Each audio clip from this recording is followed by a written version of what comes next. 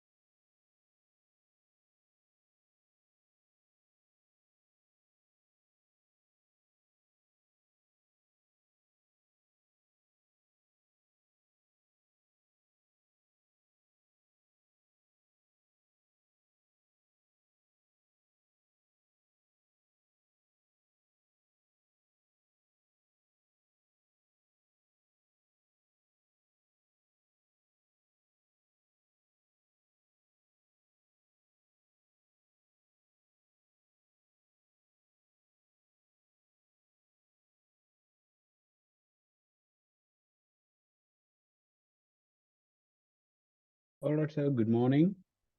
Hello, all. Welcome Good to the morning. exercise class. Hello. Hi. Yep. So, so all the people joined. Okay. So we have Prinsa, Gautami, Sulavrito, Aishi, Santi, Deepak. Okay. Bablu and Sai.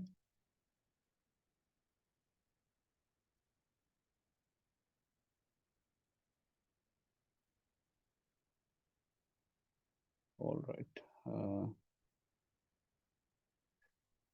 right.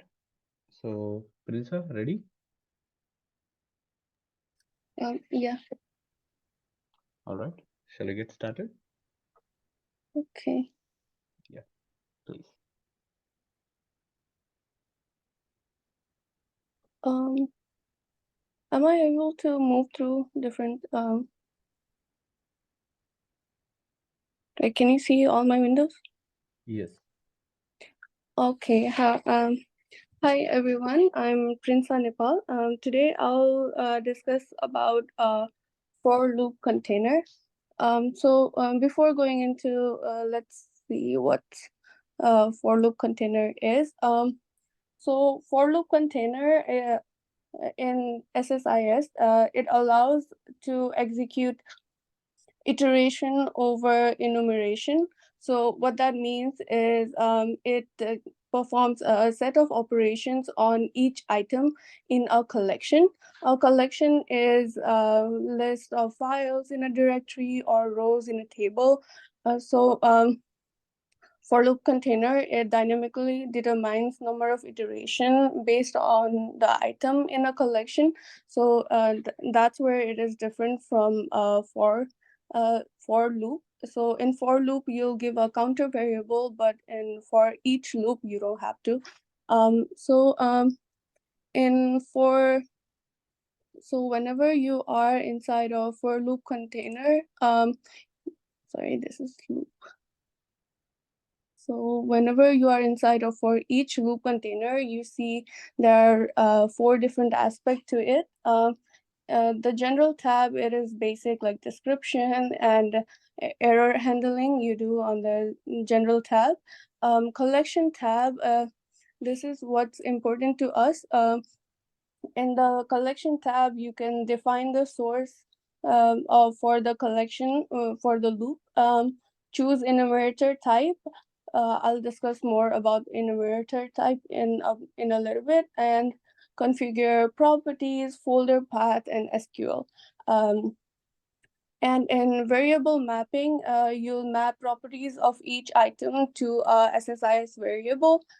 And expression is where you will dynamically configure properties based on values that may change during our execution. Over here, you can see enumerators. There are 7 different types that are important to us.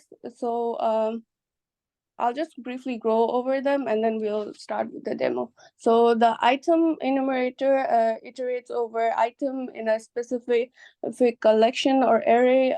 File enumerator iterates over file.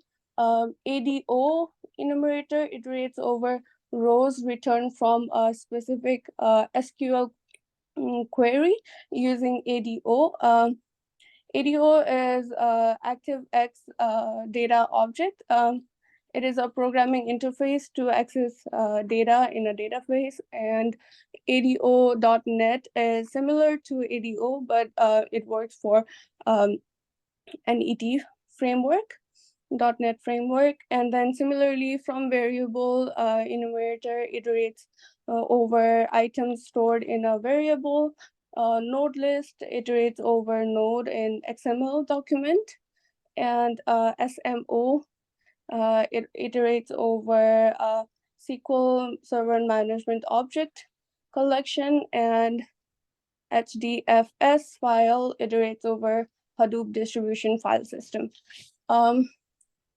For this specific demo, what I did was first I used a loop container to go through similar to what we did in pagination, but I couldn't figure out that one. So I did a different one. I went to sales customer data, and with territory ID, I created different folds and different, I loaded the data in, and created like different, where is it? Different CSV file for it. So what we'll do is we'll enumerate through all these files and load them into the database. So for that, so I used this loop to create all the all the CSV files, and then from here I dragged the for each loop container over here, and then when you select it, you can choose for each file enumerator, and then set your destination and the file type you want to give. So this is an important part, file name and extension fully qualified or name only to retrieve a file. So I did a name and extension for now. So what it does is, you see, I have determined this folder, but there is also another folder in here.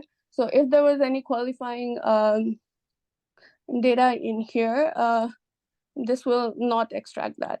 So it'll just choose a name and extension, like whatever matches here, it takes that. And if you do a fully qualified, it'll do the it'll extract from the another folder as well. So did that, and then from a data flow task, this is similar to how we loaded a flat file into OLEDB destination. And so this is like CSV load, similar to what we did before. So in here, you have to first choose one file at first. You have to do like a static selection first, and give your denominator. And then you see like all the columns are extracted. I do okay. For now, I know this works, so I'll just use that one. So that's what you do here. And then over here, you just set a destination. For me, I have connected to my import export DB, and then created a new new table in here. So here, and then and you can check all the mapping if they're okay. And then the magic of for loop works over here.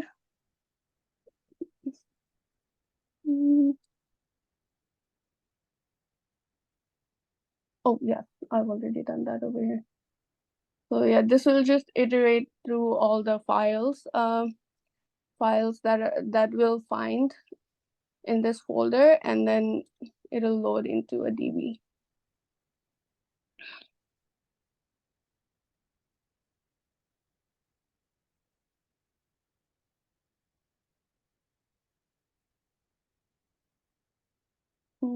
This is a big file, so it'll take a little bit.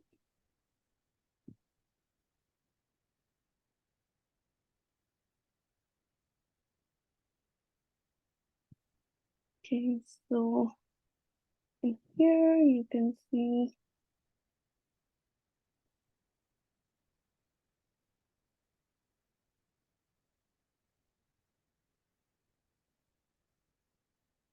here like all the 10 files are concatenated into one. Now, for another demo, I have used the. Prinsa, before going to that, can you show us again like what are the configuration changes you have done in the for each loop container, like how you are capturing that folder and how you're passing it like one by one, how the file name is getting appended, or how each file is getting picked up. Okay, yeah. So for that, I created a folder like variable as folder path. So I just gave it to where the So the path folder of the path. files. Yeah, Hmm. and then file name, it is blank for now because it'll iterate through the loop. So I've set a variable for that, and then over here I've given the same folder name here. Hmm. Like I've selected the same folder, and then over here it selects all the .csv, and it'll save it to the file Okay, name so of. can you stop there just a second? Okay, Mm-hmm. guys, so if you see everyone, go to the collections, Mm-hmm. go to the collections tab. Now, if you see here, now whenever you are using a file enumerator, right? So it will try to pick every file that it sees inside that. Okay, but if you don't want it to pick all the files that are in your folder and want to pick specific names, or specific extensions, or a completely fully qualified name, then you have these three options down there. Okay, you can give a name and extension. So if you now, this works as a regular expression. So when you give a star.csv, so the file name can be anything, but it would end with a .csv. Okay, so that is what name and extension means.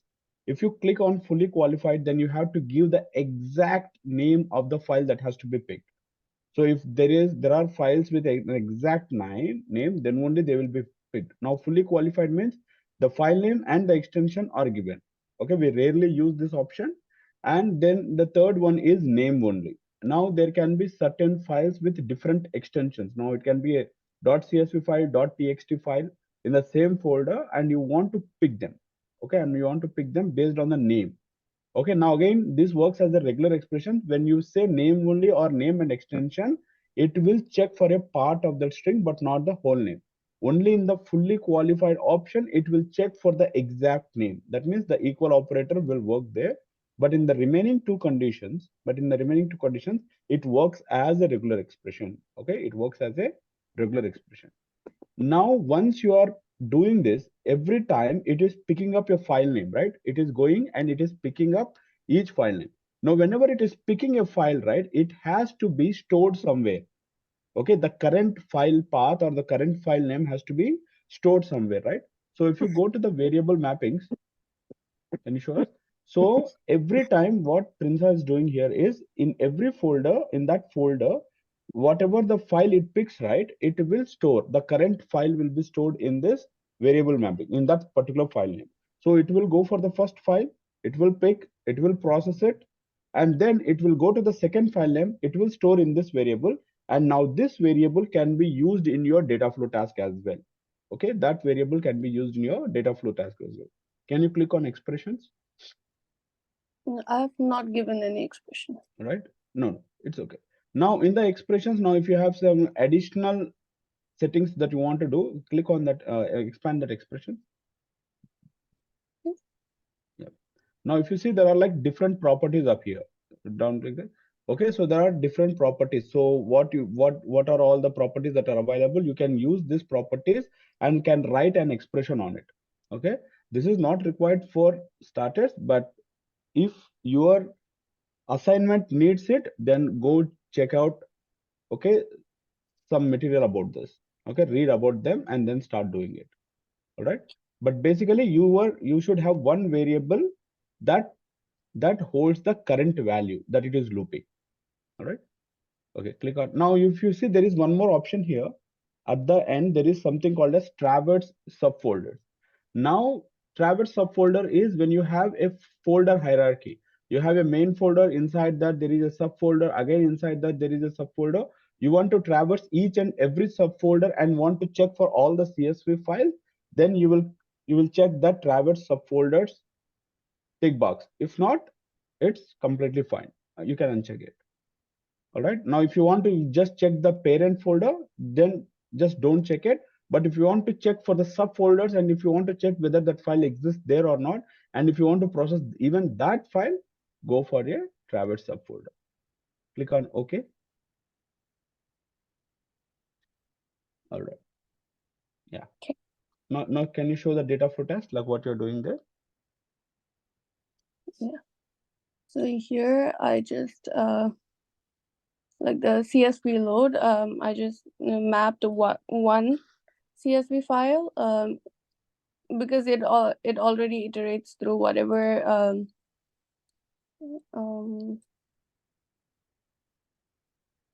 it finds in here. So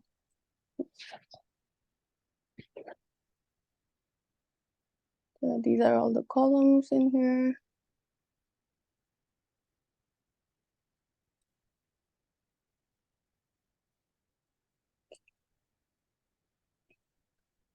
And then that is mapped to a OLEDB destination.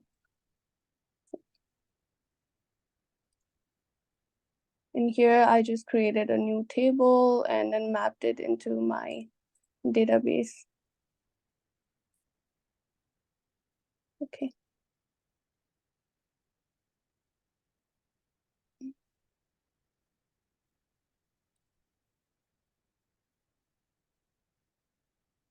Yeah. Can I go to the another one or? Any doubts, guys? Any doubts on this for each file enumerator?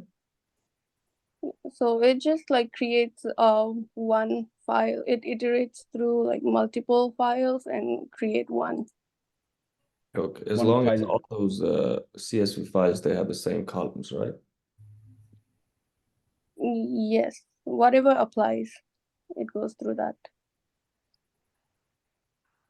No, mean I the think every file should have the same columns, right? Columns name or Yes. okay. Okay. So initially, you created two variables, right? One, Mm-hmm. I don't know about. I mean, I didn't understand about the first one. So it's a folder path. Why? Do we need that? Anyways, we are mentioning it inside the for each loop as well, right? Do we need this folder path? No, we don't. We don't need this. I like the important one is this one because this catches all the variables, like all the variable file. This one I just I'll show another demo where this is useful. Okay. Okay. Okay. no, that is required, right? How you are telling the for each loop that you have to start it from here. So here Hmm. here's already a file like given. All right. For Now here you have given it statically, right? yes. You have given it in a very static way. Mhm. But what if you want to make it dynamic? Okay, so what you will do, you will give a folder path as a variable. That variable can be exposed into your package level. In package level configuration during deployment, you can give that folder name as as a variable that will pick up, and your file name variable will keep on iterating. Okay, Mhm. so you need one folder path, a static folder path, from which now you're doing it in a very static way, right? You're doing it Yeah. in the inside the package. Okay, when you want to change it, okay, some other folder, now you give this package to Shanti, right? Now Mhm. Shanti cannot open the package and see like what you have done. What she just needs it, okay, what is the input I have to give and how it will process. So you'll just expose that folder path property, and she will tell her that just give this, change this path, and automatically it will do the remaining job, right? So you might need both of them. So Okay, for the dynamic purpose, we need to give a variable, right? right? Yeah. Yeah. Yes. Um. All right. Yeah, you can go for the ADO dot. So, any other doubts, sir, before we can move? So basically, the difference between for loop and for each loop is for each loop iterate files, right? No, Iterate. it's No. basically in your for loop. In for loop, there are like three properties, like the initiator, the validator, and the incrementer. Yeah. Yes. Right? Now, Mm-hmm. in your for each loop, you do not need this. In for each loop, what happens is, so you already have a list. You have already a collection or a list. Mm-hmm. Now, the collection can have 10 items or 5 items. Okay. So now this it starts from the index 0, like from the first position, and iterates to fifth position.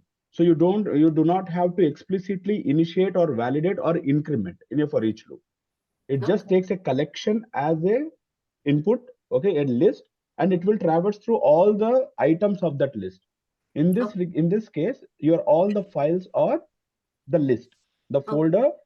folder is a list, and all the files are the items in it. So it will check Okay. every item, and it will move to the end, and it will process it.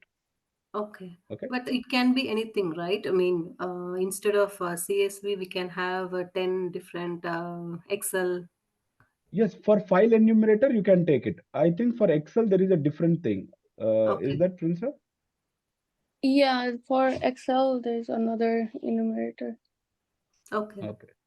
So we choose the enumerator based on which file we are going to process. Yes, yes. Okay. Okay. So Thank you. for another one, this is uh this is ADO. For this one, what I did was so in the person.address, you see there are different cities. So there are like 575 rows, like distinct city. So for this one, what I did was I extracted all distinct city, and then using the for each loop, it'll iterate through the loop to create different CSV file for each city. So for example, so anyone staying in Botel, like a person with this address having city name Botel, will be one CSV file. So for this, at first we have to execute a SQL task because ADO enumerator runs under a specified SQL query. So we have to give we have to use execute SQL task in here. Wait.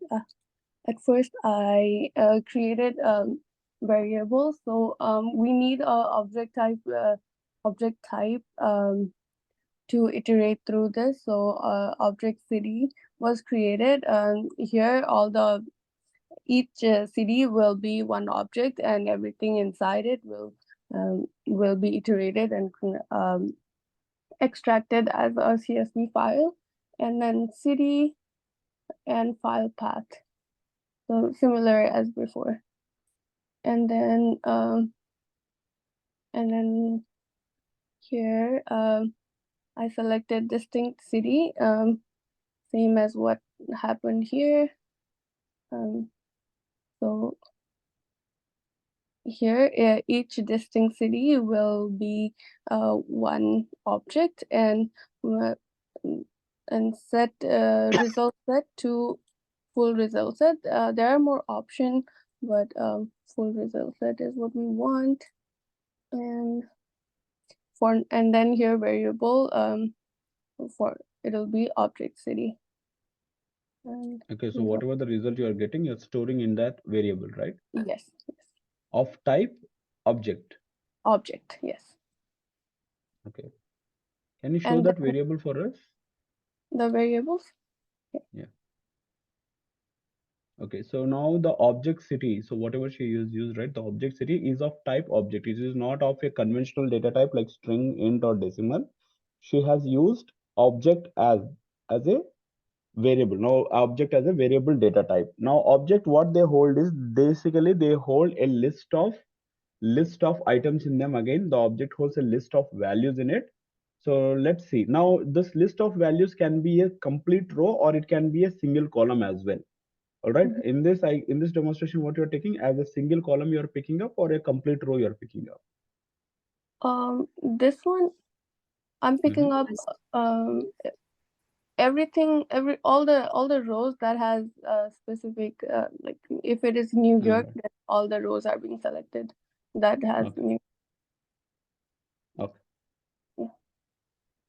And then in the for each loop container, in the collection we have to map it to ADO enumerator and then give our variable. variable mapping here. For now, CD will be set as 0. So whenever this loop is ran through, it'll go through each series and then extract the data from here. Now in the data flow, what we have done is now we have connected like how we used to do before. We have connected our DB, and then here you select SQL command and give like SQL query here. So select star from person address where city equals to, and then you set a parameter to user city.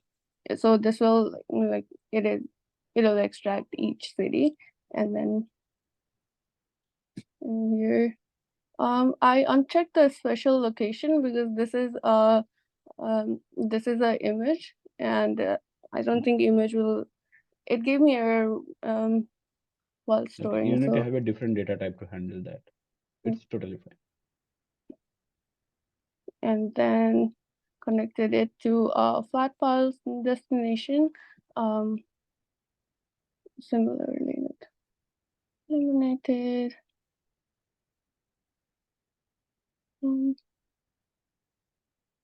So wait. So you have to give like a Create a new file, no? Go inside it. Okay. Try to create a new file there.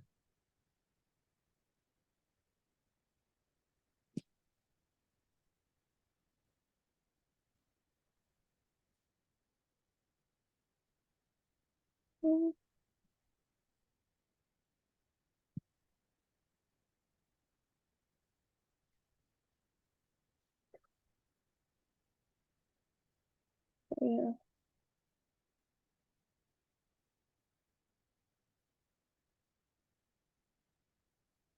Okay. Use the table. I know this works, so can I just select it? Because I have mapped my expression.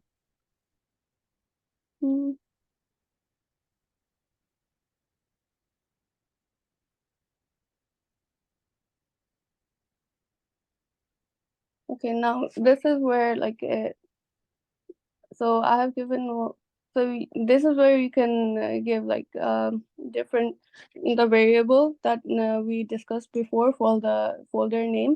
You can just set it here and then give so this is a variable, so it goes through different cities and then extension, so it'll store it in there, and we can execute it.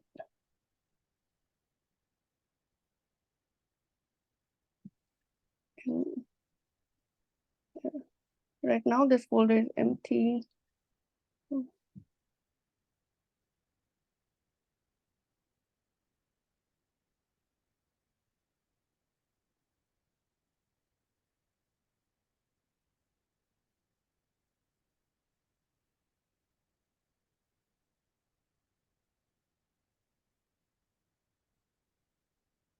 Or do we have that many files?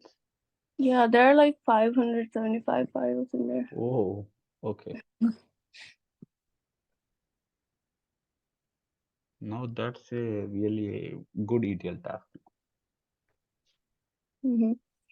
Yeah, I didn't realize there will be that much when I started, and then there was a lot. So there was no going back.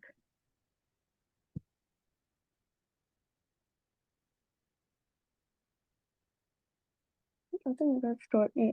You can see that it's being stored as different cities. Can you randomly open one file and show us?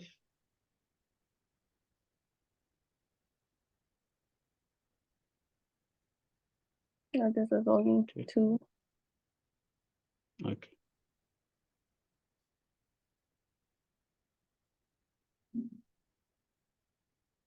Yeah, this is only 1.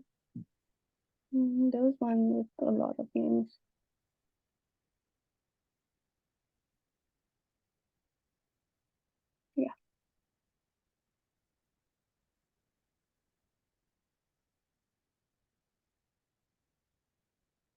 and this is done too.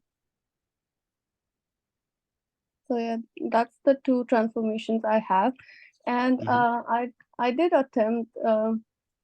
Like I thought the pagination that you gave was too complicated. I couldn't figure that out. So instead of that, like for making different file for each file, I tried using variables like counter and then max territory ID. This is where it iterates. I think this logic will work there, but like so here, like setting counters and everything. Okay, you're getting for each territory. Yeah. So I started working with a small data set, like small data set for now, because that one, it you know, I have to go through like each row instead of this. Like this is like 1, 2, 3, 4. I know it goes through 10, so I started with this one, and then yeah. So that's okay. Can you come to for each OLEDB? For each. Oh, that's the two I did. Yeah. Now let's ask someone like if they have any doubts on this or any configuration they just want to know. Guys, any doubts here or any configuration that you want to know how this enumeration is working, how it is picking up the object and then it is passing? Any doubt in the configuration of this?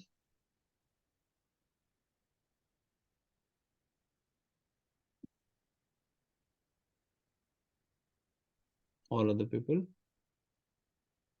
Any doubts here? Like how she's sending each city into that, how it is getting executed. Everything clear in this part?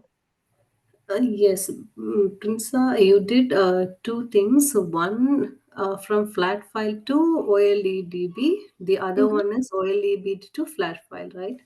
Yes.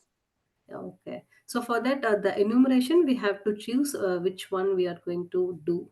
Is that correct? Yes, you have to choose. So basically, the second one I did, it takes a SQL command as an input. So you have to give like SQL tasks before that. And then for the file enumerator, it doesn't need anything extra. So you just have. Okay. Yeah. Okay. Thank you. Any other doubts? Guys, other people, any other doubts on this? Are we clear? I hope everyone is clear. All right, Prinsa. Thanks for showing us for each loop and container with file enumeration and OLEDB enumeration. Thank you very much. All right. The next one is Bablu. Bablu? Yes. Is okay. Ready with your presentation? Yes. All right.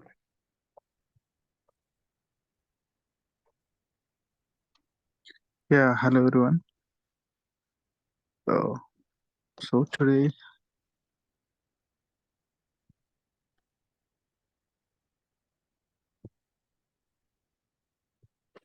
can you able to see my screen? Yes. Yes. So today, my topic, I'm going to explain about slowly changing dimensions. So, like slowly changing dimensions are the dimension tables, like where no non-key attributes change, and you need to capture to the change. So there are three types of slowly changing dimensions, which is You can get rid of that thing that on the screen, that black guy thing. okay. Yeah. So there are three types of slowly changing dimensions, which is override dimension record with a new record and no history, and type 2, which is create new dimension record using new value for the surrogate key, like, and capture the history. And third type, like, which is create a field in the dimension record, like to store the immediate previous value. Like you will only have to the current and immediate previous values. So here I can show you the examples.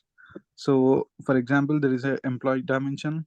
For type 1, there is a record overwriting the record like with no history. So you can see here like which is the same record like which changes the only address.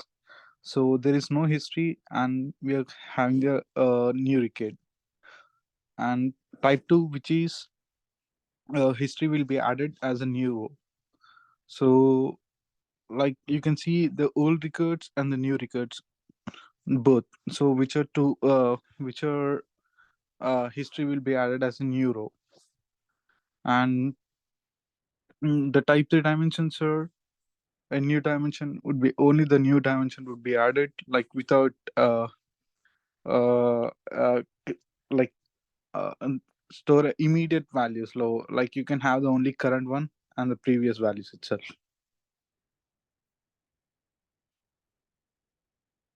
Yes, that's it about this slowly changing dimensions.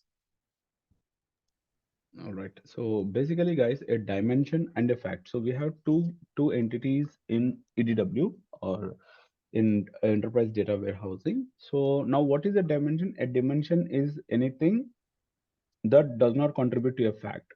Now, what is the main difference? What is the main difference of between a dimension and a fact? Okay. Uh, So if you take the example of Amazon, right? So the customer is a dimension. Okay, the customer is a dimension. Now the customer can have a lot of details, right? So he can have his name, his contact number, his address, primary address, any other information that you capture like email address. All these things are his dimension.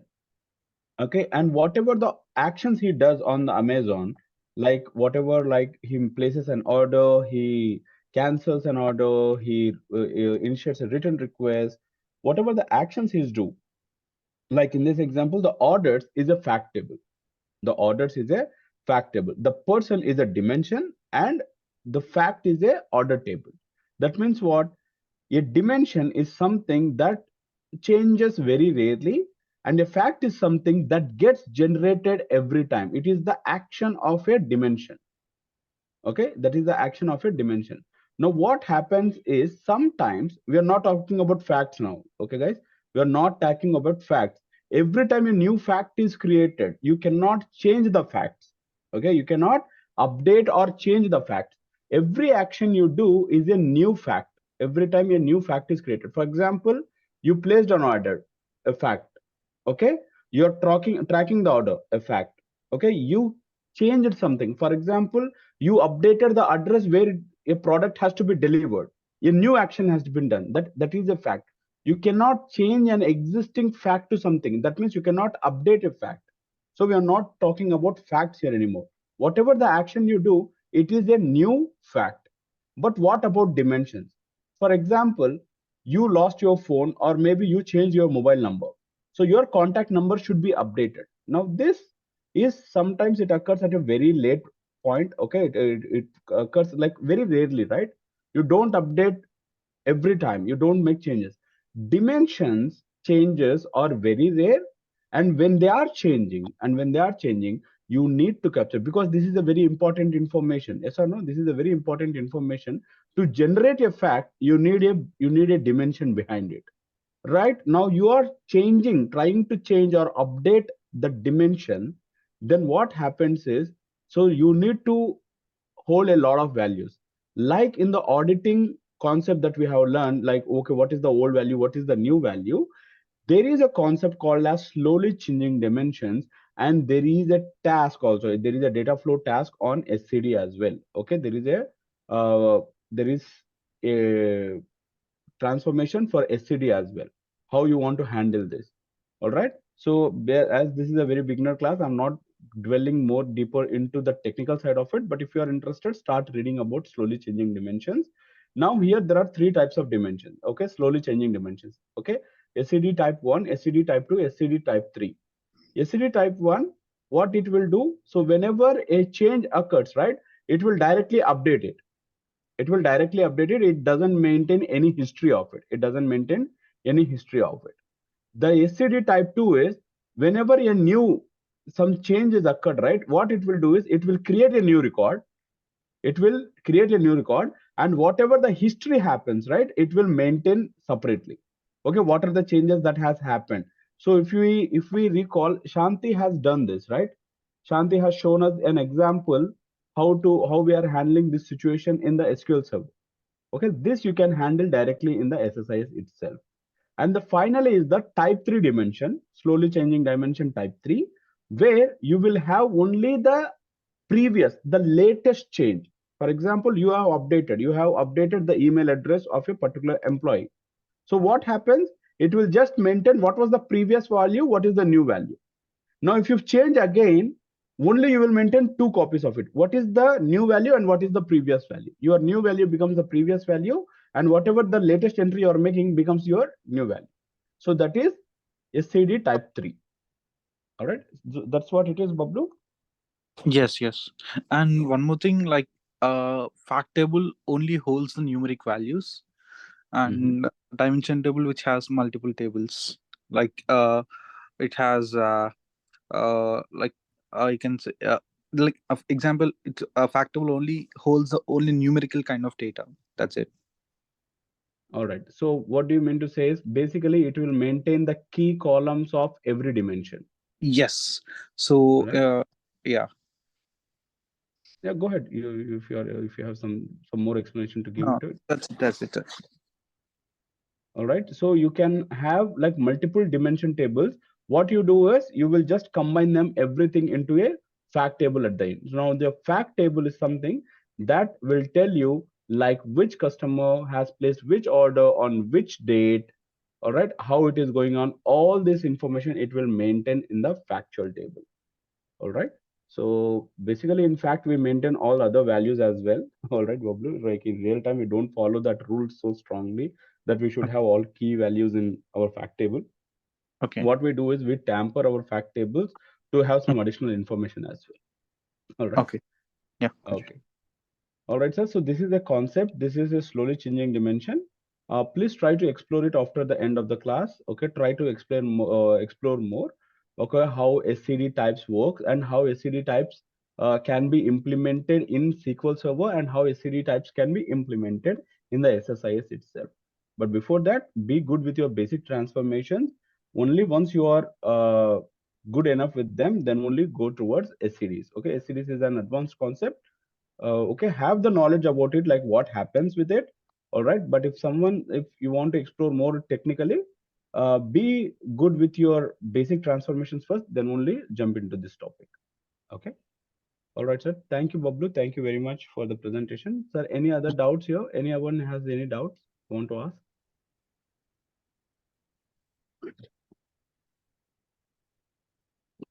Are we good? All right. So the next one is Sai. Sai, are you there?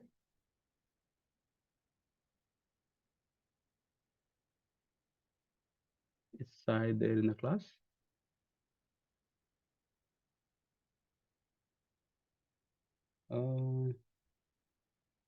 Bablu, Sulav, Santi, Insa, Gautami. Okay. All right. Sai is not there in the class. Well, anyhow, let's move forward. All right, sir.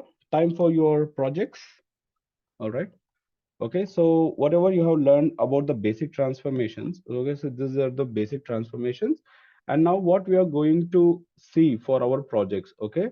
Sir, does anyone have idea about, let me check my messages if I have an update. Okay, so I don't have an update yet. Okay, so tomorrow, do we have a class or the next class is on Sunday? I mean, my Monday.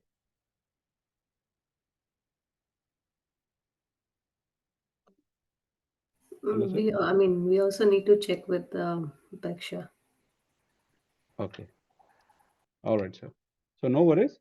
So whatever it is, okay, so we will start with some basic transformations, and then now whatever the project that I'm going to assign to you, and okay, now whatever the doubts you have, you need to get clarified it today itself on the project. Okay, whatever the questions you have regarding the project, you need to ask all the questions right now itself. Once you start the project, I mean, maybe today you might initiate the project starting, right? You cannot ask me the doubts later on. So Monday, there will be directly the presentation. So you need to share with me like what is the work you have done. If you have completely done it, well and good, you will get another task. If not, you need to tell me like where till what point you have reached, and you have to show me what you have done with that. And if it is okay, if it is correct or not, if it is good or not, what else, what other changes you have to do with it, I will explain you that. All right, now I'm going to give you questions. All right, I'm going to give you project for each team now. So we have different teams here, right? All right, we have like Aishu Shanti, Sulao Prinsa, Sai and Ritu, Bablu, Gautami, and okay, Baisaki. All right, so you guys have we have like 5 different teams, right? So we will have 5 different projects here. All right, sir, all these projects are dynamic projects. All right, all these projects are dynamic projects. That means, okay, you should take, okay, if you give that package to someone else, I should not be a, okay, I should not bother to open, okay, I should not open that package. You will just give me a release notes for it. For every package you create, you will just give me a release note. You will say what are the variables that you are exposing, what happens if I change that variable value.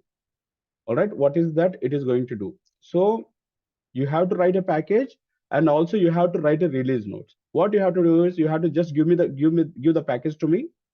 I will open it in my system, and I will test in front of you. All right, I will test in front of you, and I will give. So whatever the defects I find, right, the more number of defects are there, your marks go down. All right, so your points will go down. The more effective you write, your points will go up. All right, if some other team finds out a bug, if I'm not able to find out, if they find out a bug, so you will lose certain points and they will gain that certain points.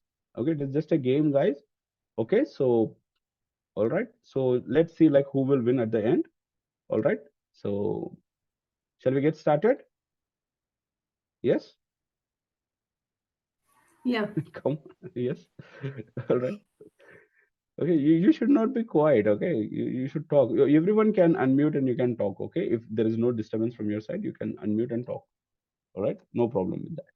All right, let's start with Aishu and Shanti. All right, Aishu and Shanti. Okay, Aishu and Shanti. So here is your question. All right, so the question is, what you have to do is, your responsibility is, so the main question is what we call it as export SP to flat files. Okay, very easy. Okay, what you have to do is export stored procedure to flat files. Export stored procedure to flat files. Now what you are going to do with export stored procedure to flat files? So basically what you will do is, now again, as I said, this is a dynamic project. Everything should be dynamic. Now what I'm expecting from this, what I'm expecting. So you should create a package. A package has to be created. A package has to be created, which takes a key as an input. Now what is that key? We will talk about it. Which takes a key as an input. Okay, pick all the stored procedures that are associated with the key, all right, with the key, and generate flat files, Now what is this flat file? We need .csv files. What we need, sir? We need .csv files. You need to generate flat files. Now what are the things that you need for it? Okay, so variables to be exposed. Okay, now again, Shanti, you want variables to be exposed or you will figure it out?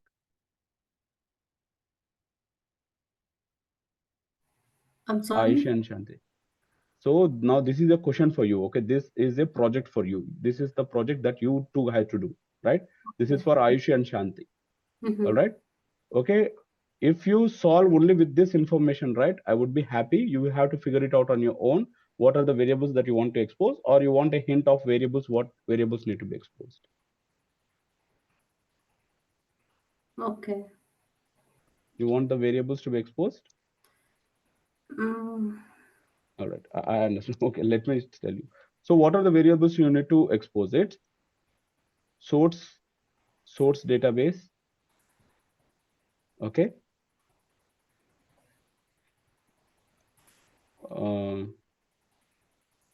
Destination directory.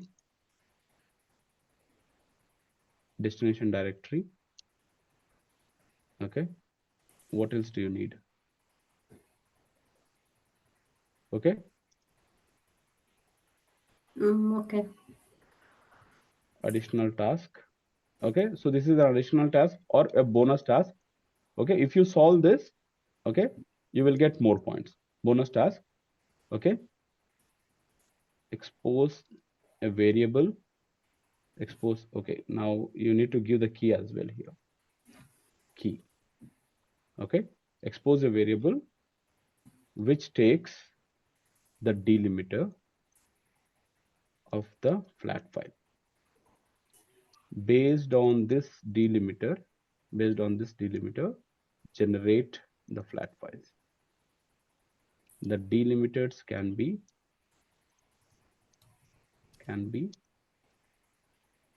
tab, comma, and pipe. Okay, pipe.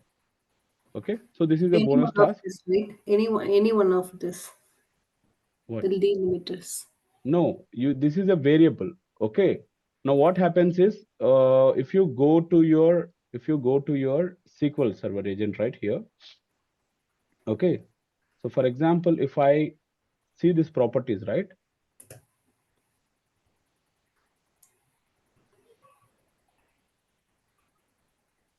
All right.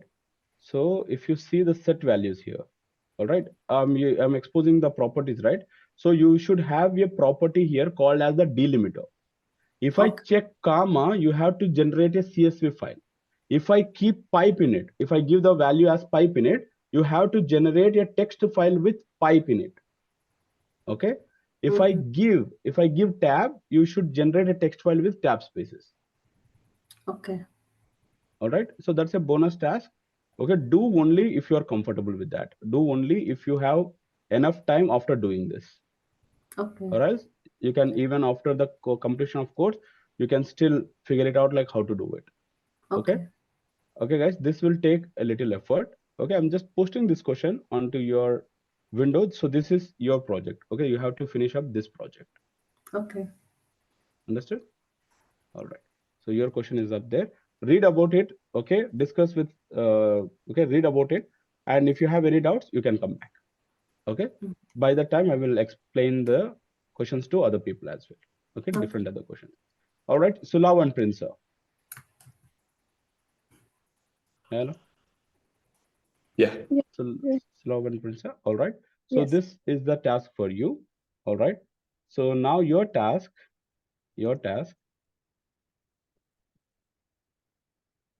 is to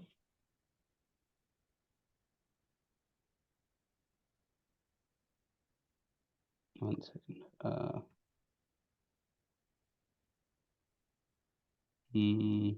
I'm just checking some real-time scenarios here. Just give me a minute.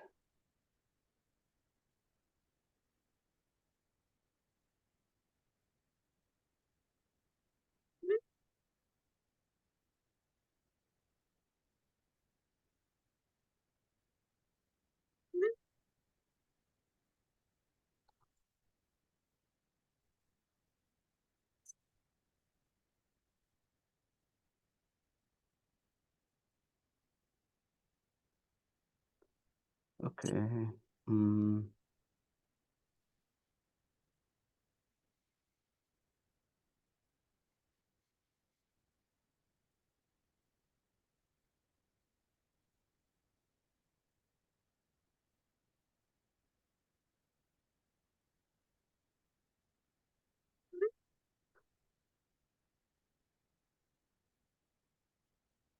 All right, sir.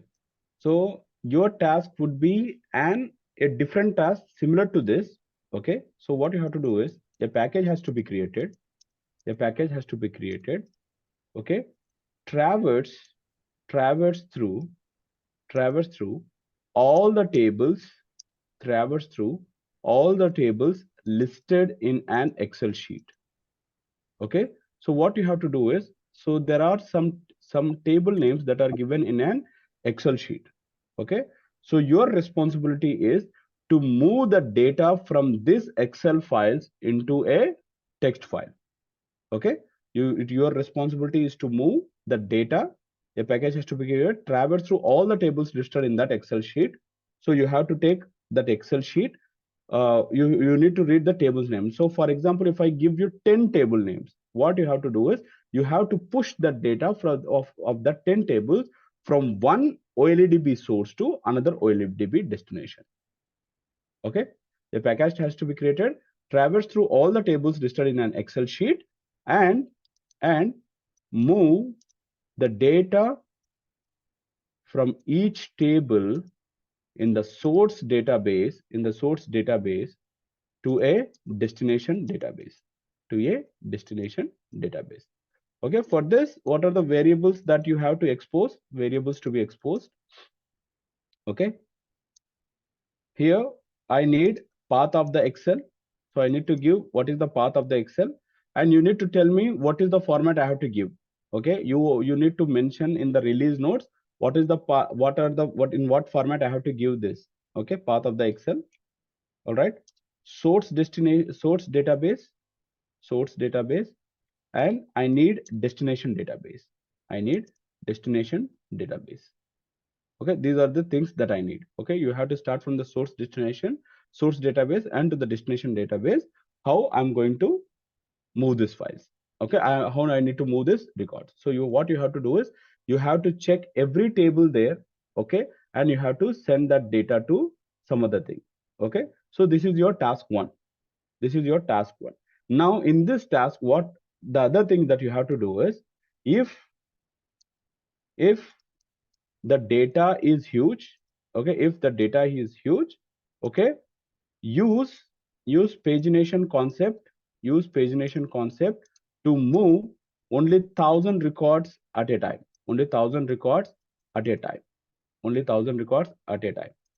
Okay, create a log table which captures each run.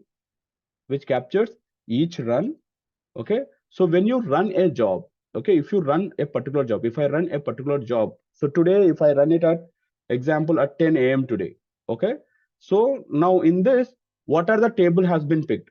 Now what you have to capture is in the log table, okay, job name. So what is the job name? So whatever the job name you give, you have to capture the job name or the package name. Okay, table names.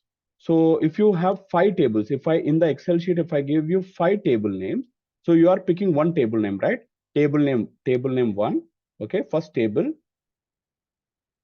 total number of records. Okay, what is the total record count in that table? Okay, batches created. So if you have created 4 batches, for example, there is 1,000 table record. Now what you have done, you have run it in 250, 4 batches. So you should tell that the batches created is 4 batches created. Okay, rows per batch, rows processed per batch. Okay, for each batch, how many times it has been processed. So now you need to write a logic depending upon the number of records, how you are going to divide them. Now if they are less than 1,000, process it in one batch. If they are 10,000, process in 10. If they are more than 10,000, then accordingly write your logic that will tell you. So what you have to do is, you have to give me an Excel sheet. I will give some table names in it. All right, you have to tell me to give the source database and the destination database. So what I will do, so again sir, if you are giving the source database, right, maybe you want to give me the source server also, give me that option as well. All right, source server. All right, source database, destination database, and destination server. Okay, so these are the things that I need. Okay, Sulav and Prinsa, understood? Hello? Yeah. Yeah, understood. Okay. So This is just your making question. sure, I think I understood it, but just to be clear, so the Excel file only has the table names. It does not have data set on it, right? So the data would be on the OLEDB. Right. Okay. All right. So if I give an Excel sheet, and if I give the database as source server as a server name, so I will give my server name. So if you are running in your system, you will use your server name. If I'm in my system, I will give my server name. I will give my database name, source database name, and I will give what is my destination server and what is my destination database. All right. So in which format I have to give, you have to mention that also in your release notes. Okay. So you have to write a Word document telling that, okay, sir, you have to give this particular variables in this particular format, then only it will work. Okay, because I'm an end user, right? I don't know how to do it. Okay, so each table will be picked up. So you need to create a log file, and you need to tell me, okay, how many, what is the job name? Okay, time of run also you need to tell me. Okay, time of run can be, time of run is a date of it is a combination of database, it is a combination of date and time. So at what time? So today I run the job at a particular time, so you need to capture the date and time. Okay, for all those records. For example, in the current processing, I am processing 4 tables in the current run. So you can write that also well. Number of tables. Okay, number of tables, table names. Okay, what is the table name? Each record. For example, if I process 3 records, for example, if I process person, address, and email. So these 3 tables are there, right? So you need to create 3 different records. Job name, okay, table to table, or OLEDB table, okay, table to table, or we can say table migration. You keep the job name as table migration. Time of run. So today we ran it at 8:12 a.m. for example. Number of tables, okay, 3 tables. Table name 1, person, total number of records, 10,000 records. Batches created, how many batches were created? Maybe 4 batches. Rows processed per batch, average rows processed per batch. I don't want the exact information.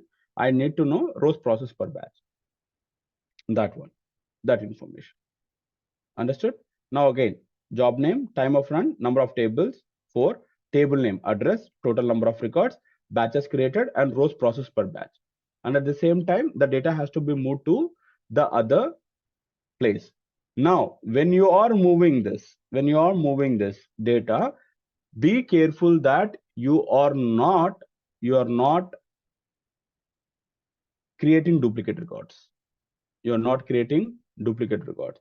And if you get existing data, from the source to destination, if you are moving the existing data, and so that is one more that you have to keep in mind.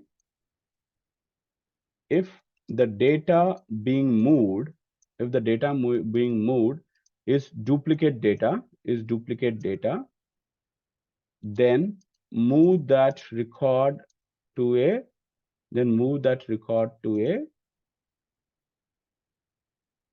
okay, table underscore copy table. Okay, table underscore copy. Now for this, what you have to do is you have to check a row to row validation. So you have to do a row to row validation and see. That is why we need to split that job into batches. That is why we need to split this job into batches. If the data is being moved is duplicate data, then move that record to a table underscore copy. Now table underscore copy means if I'm processing address table, you create address underscore copy. Okay. If I'm passing email table, email underscore copy.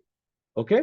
So when it is getting inserted, now that table should have when it is getting inserted and what is happening. So you should give that complete information. All right. Understood? Okay, we will keep this as bonus. Okay, for now we will keep this as bonus. Okay, but try to handle duplicates as well. Okay, yeah, for sure. So All we right. have to get it done by this Monday. So by Monday, you can tell me what is the progress. So we have like Monday, Tuesday, Wednesday, Thursday, 4 days. all right, Okay. to finish this project. Okay, so you will show me, so each team will show me what is the progress of them, what you have done, so the other team also can know like what the other team is doing, so you can get idea. So if you are stuck and if the other team is able to achieve something, and if you can use that same logic in your packages, that will work. Or if you are stuck somewhere, you can ask me like how to implement it or what is the thing that I need to do. That also I will help you. Just I will give you like what has been done, or I will give you a snapshot of how it was done in real time and what you can do with that. Okay, you will try to figure it out. Okay. Okay. Yeah. All right, sir. Okay. Yeah. Okay, this is for Sulao Princess. Sulao Princess, you can, if you think that your tasks are too many, you can take the help of Bablu. Bablu, is it okay with you?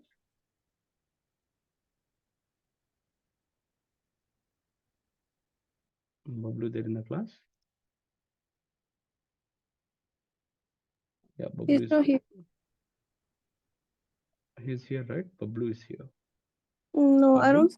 Oh yeah, I see him.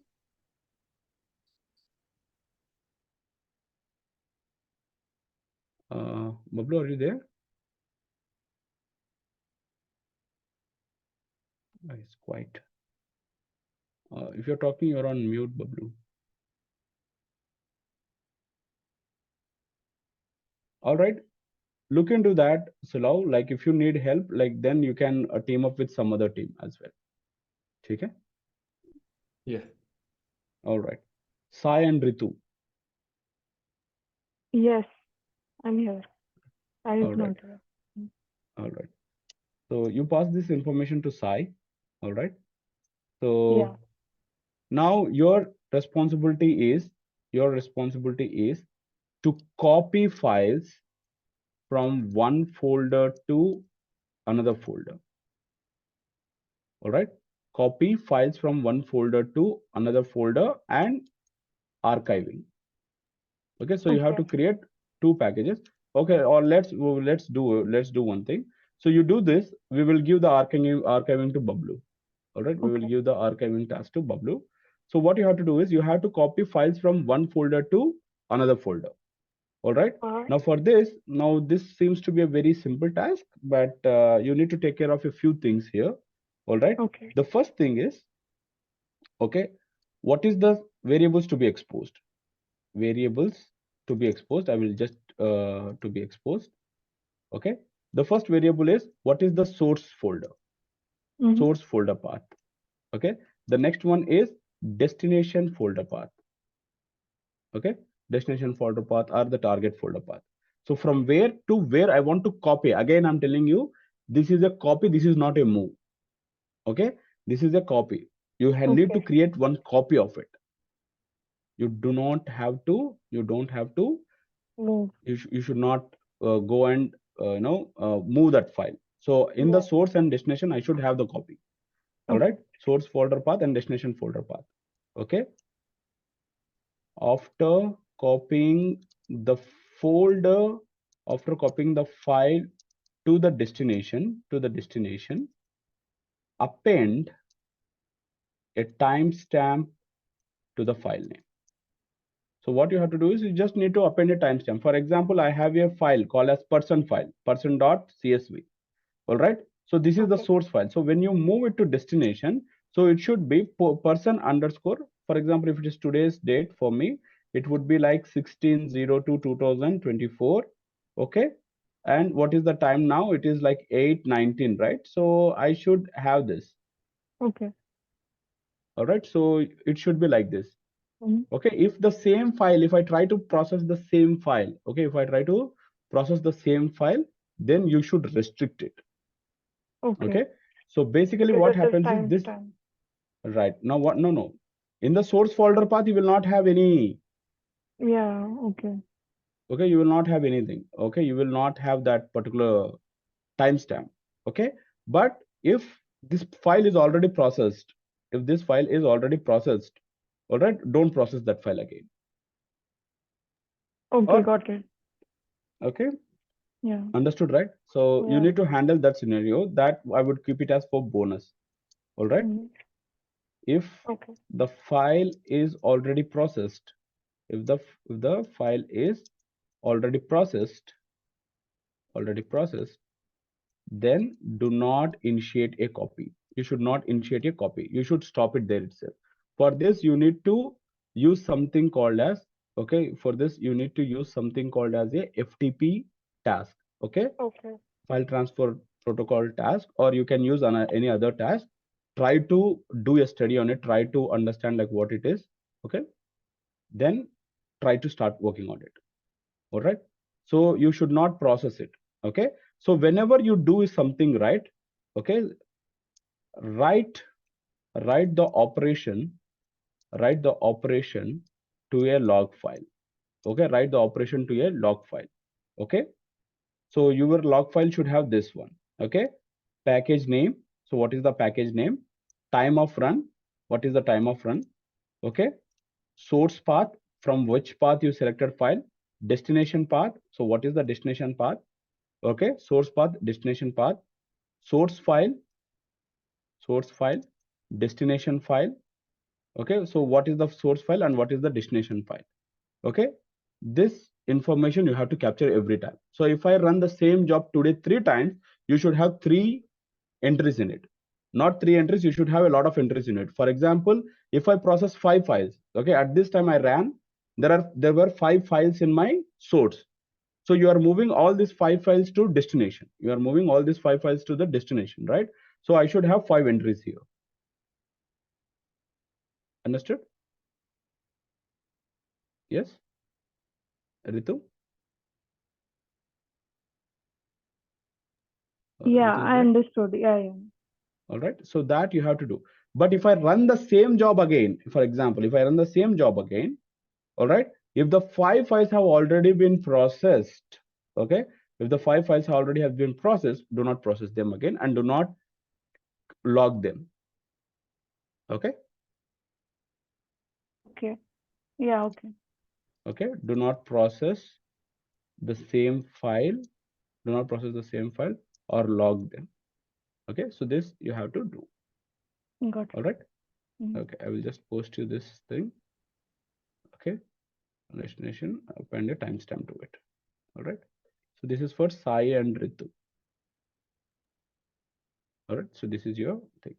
Bablu is there. Bablu is back. Okay. Bablu is not there yet. Gautami and Baisakhi. Yeah, Baisakhi is not here, I think. Okay. So Gautami, so this is your Yes. task. All right. Okay. So what you have to do is, after Sai and Ritu copies this file, okay, I might need to call your job. Now your responsibility is to create zip files.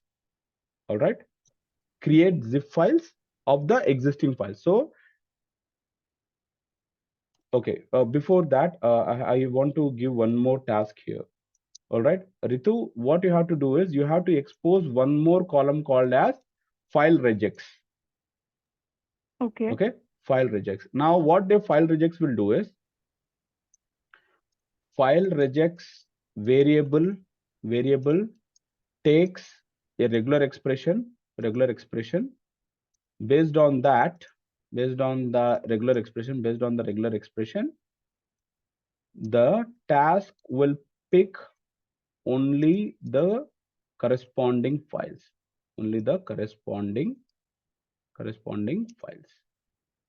Okay.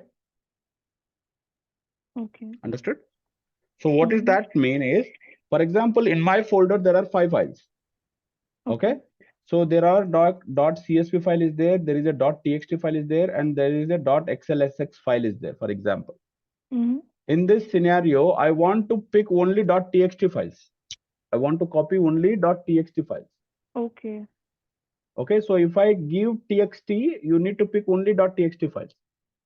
If I give only xlsx, only you will copy xlsx files to the destination. Okay. You will not touch the other files. Okay. Okay. Understood? Yeah. All right. So that's your project completely. I will just going to give it again. I'm going to post it again. So this one is yours. All right, Gautami and Baisakhi. So your thing is called as archiving and purging. Okay, archiving and purging. All right. Now, what is archiving and purging? Now, archiving and purging is where you will archive the data or you will purge the data. Okay. Okay. So what are the variables you need? What are the variables you need? Variables to be exposed. What are the variables that you need to expose? The first thing is source table, or what you can say is source table or source directory, destination directory, okay, or you can say, okay, activity. Now, activity, what you can do is you can do two options. One is archive slash, the other one is purge. So if I in the activity variable, if I click on archive, then you will click archive, then you will create archiving. If I say purge, you will purge that. Okay, you will purge that data. Now what happens is, so basically, if you have a folder, okay, if I give you a folder, source folder, create a package to read files. You don't have to read it, to read the files or contents of a folder. Okay, if the activity is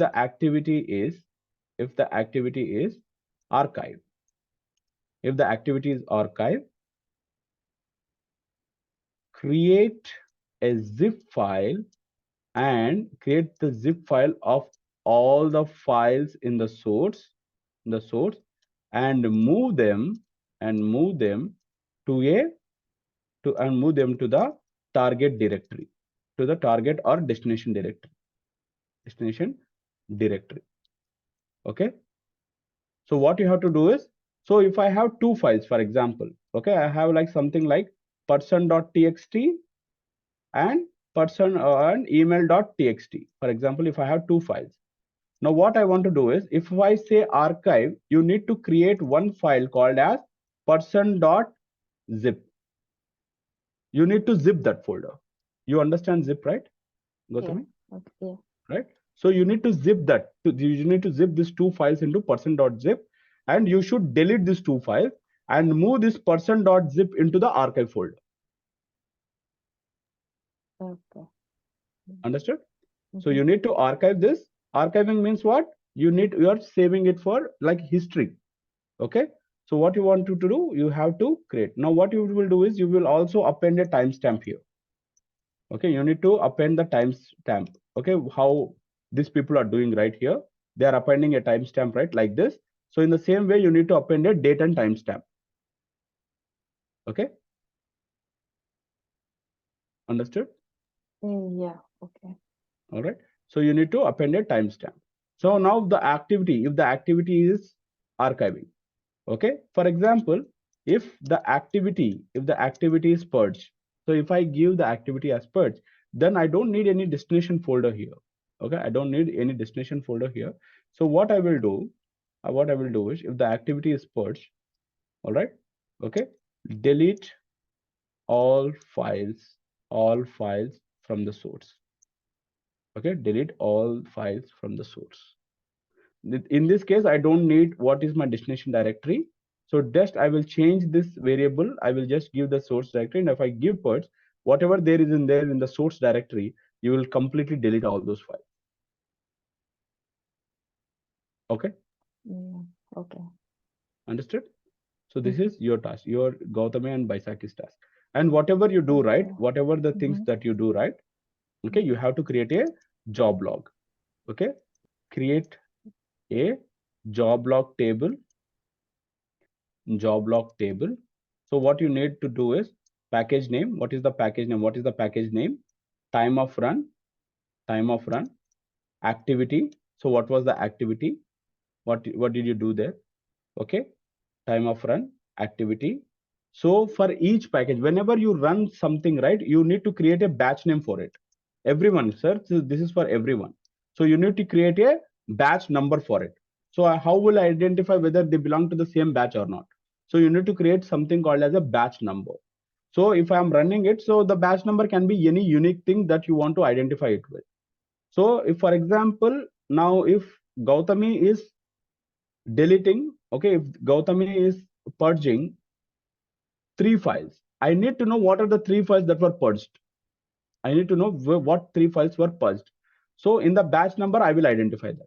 In the batch number, I will identify that. Okay, activity, what is the batch number, what are the file names, so you will create records for it. For example, in this case, if I purge these 2 files, I need to get 2 numbers. Okay, I need to get 2 records here. Okay, package name, archiving and purging, time of run, what is the time of run, what is the activity done, it is a purge activity, batch number, maybe B800001. So for the 2 records, the batch number will be the same. File names, person.txt and email.txt. Next time if I run again, now I am deleting other 2 records from other directory. Then you will create package name, time of run, activity. You will generate a different batch number for all that records. That you need to save it. All right. Hello. Yeah, okay. Okay. So this, now please take a minute, read about them. Now you can ask me any doubts are there for each of these activities. Okay, if there is any doubt, Bablu is not there, so we cannot give him any assignment as of now. All right. Other people, sir. So if you have any doubts regarding your project, you can let me know. Like in variables to be exposed, what's the key in it? Your Ayushi. Yeah, Ayushi. this first one. Right. So now what is the key name? For example, if there are, now I can create a table here. So basically you need a table here. So what is that table is, for example, I can say it as key and key procedures. Key and key procedures.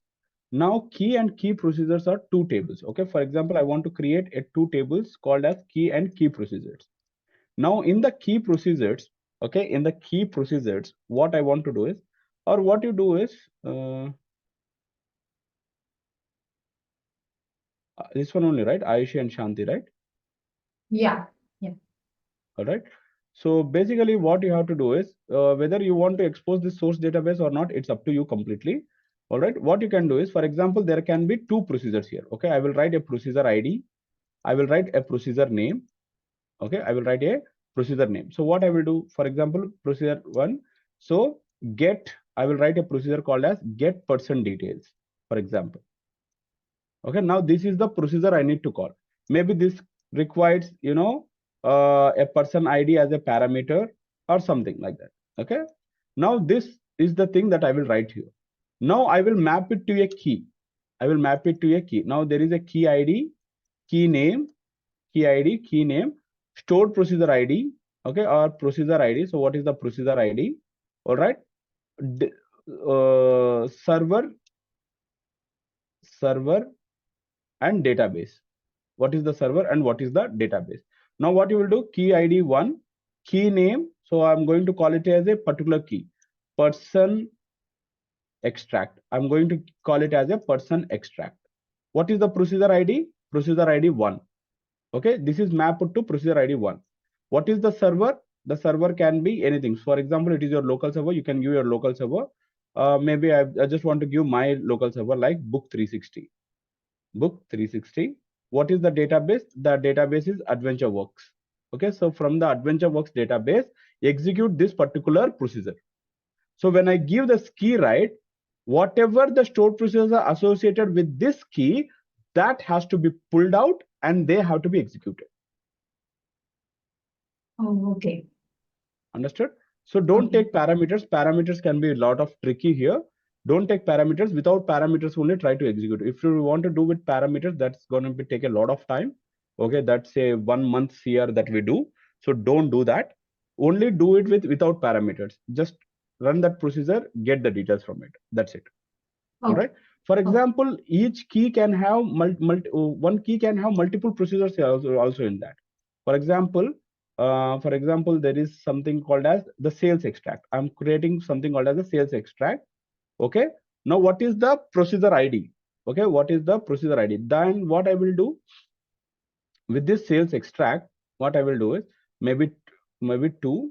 Again, I will give book 360. And what is the database? AdventureWorks database. All right. Again, key ID 3. Again, key name sales extract. What is the stored procedure ID? 3. Again, book 360 and AdventureWorks. All right. Now here you can have multiple records here. All right. Get sales details. All right. Okay. So this is one thing. And the third procedure is get sales details by city, something like this. All right. Just this is an example. All right. That means what? Now with your sales extract, with one single key, you're calling two stored procedures. Right? Yeah. So you need to create two Excel files or two CSV files. Understood? You need to create two CSV files, one with the get sales details and one with the get sales details by city. So whatever the output of this procedure, we have to copy in the Write into a CSV file. okay output of Okay. this stored procedure, right? Right. Okay. Okay. Understood? Clear, sir? Yeah. I can have in one key name, I can have multiple stored procedures, 5 stored procedures. You will generate 5 files. Okay. Okay. So you need to give this key name, not the key ID. The key ID would be like, it would be automatically generating, it will be automatically updating. But what you can do is you can create a mapping table also. You maintain the key details in one thing and you maintain key procedures in one thing, and you can write a mapping table where you will have that. So it's up to you what is the approach you want to take. But basically, for one key, there can be multiple stored procedures. All right. Okay. For one key, there can be multiple stored procedures, and you have to generate the corresponding files for it. All right. Once you generate these files, okay. Once you generate these files, okay. So if Bablu was there, we could have given him that project.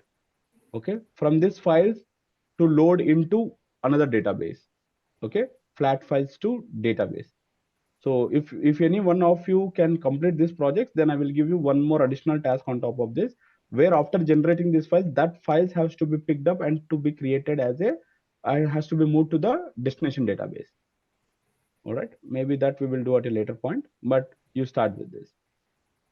All right. So Ayush and Shanti, clear with this? Yes. Thank you. All right. Yep. Sulav and Prinsa? Yeah, it's clear for now. We'll pretty much sure run into problems when we start doing it. Right. Okay. You will get a lot of things in this. All right. Sai and Ritu? Yeah, I mean, I understood the project, but yeah, if we have class tomorrow, I will ask All something. right. All right. So I will check with the team that whether we have class or not for tomorrow. All right. Let's see. If there is a class, then we will try to discuss more doubts on it, and we will try to learn some concepts as well at the same time. All right. Gautami Sure. and Baisakhi? Yeah, for now I'm good. Understood, right? The activity, like what you have to do here. Yeah. Right. So in this, okay, activity, in both the cases, you have to move from your source table. From your source directory, you have to get rid of your files. All right. Either in archive and purge also. In archive, you will just move the files. In purge, you will completely delete those files. Okay. Okay. Mm. All right. So go through them, read more about them, see like, okay, so these are some real-time scenarios that my team is working on right now. So I'm just checking out like whether even you can do this or not. Okay, the time limit is less, I know that. Okay, I'm not expecting, like if you say like I'm not expecting an accurate solutions for this. Okay, because when we do this, we do it for a month or 2 months, each one of these things. All right, we have a lot of additional parameters to consider, additional things that we need to take care of. So I'm not expecting a complete on a very detailed level a package. Okay, but what I'm expecting is at the basic level, at least it should pass all the validations. There should not be any fail scenarios. All right, even if there is any fail scenario, how you are going to handle it, that I want to see. All right, writing some log files. Okay, so if Bablu comes up, right, so just tell him that okay, so he has to create a package for logging. Okay, create a package for logging, and what it will do is the package will generate a text log file of all the activity being run in a package. Okay, the package will generate a text file of all the activity being run in. So it will write a text file with all the actions being held in it. Okay, now what you guys can do is you can use this package in your own packages. You can call Bablu's package and you can check. Okay, you can write a log file. So if something goes wrong, whenever you're running, if something goes wrong, you can go and check the log file whether it is there or not. Again, it is optional. So if Bablu tries to complete it, then we will see. All right, sir. So this is about the projects. Okay, this is about the project. Don't take like, okay, we still have 4 days. Okay, we will complete another 4 days. Try to finish it up by Monday. So if you try to finish it up Monday, or if you complete it by Monday, then I will also tell you what are the additional parameters that you need to take care of. Okay, so you can fine tune your package and it will help you in your interviews as well. Okay, fine, sir. Yeah. All right, sir. So all the best. So I'm just going to, all right, create. I'm just going to save it in the pagination itself. So hope you guys copied this thing, right, from the chat. Hello. Yeah. Okay, you guys copied this, right? All right. So if someone has already completed, if they want to help out, like for example, Gautami's and Ritu's project are like very near to them. So they can help each other on this. At the same time, Sulav and Ayushi's projects are they have a little resemblance. Okay, they can take the help of each other if they want. Okay, but try to help your other teammates only once you are done with your task in hand. All right. Sir, could you also put a file of this just in case? All right, sure. Thank you. So the same file, the pagination file, I have run it. So at the end, I have just added it. So please go through that and all right. Anyhow, I will share this with the team as well. I mean, what are the project that has been given for each one of them? So you will have that as well. Okay, they will share it with you. Okay. All right. All right, guys. So that's it. And that's it for today. Okay. Just give me a minute. Okay, I'm getting an update from the team. Just give me a minute. Okay.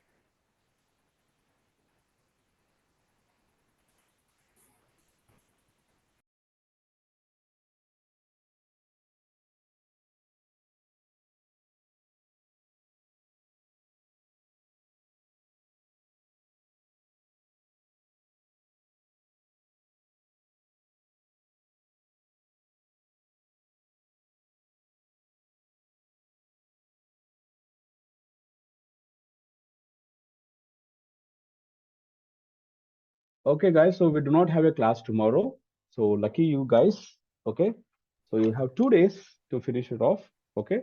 So we will be meeting on your Sunday, that is on my Monday. All right, and we will be dwelling more deeper into it. Okay, so these are like 2 projects. So this is the first project. Then I have to think about another project for you guys. All right, so finish this fast. Okay. So this we will